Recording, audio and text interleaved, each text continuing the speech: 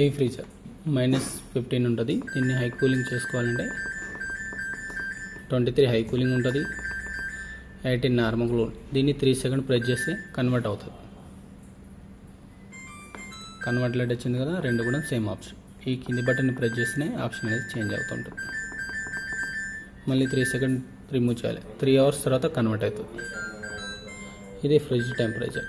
1 పెడితే high cooling అవుతుంది, 7 పెడితే లో కూలింగ్ అవుతుంది.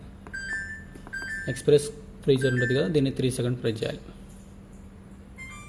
ఇలా మనకు ఎక్స్ట్రా కూలింగ్ కావడానికి ఇది అవుతుంది. మళ్ళీ దీన్ని రిమూవ్ చేయడానికి 3 సెకండ్స్.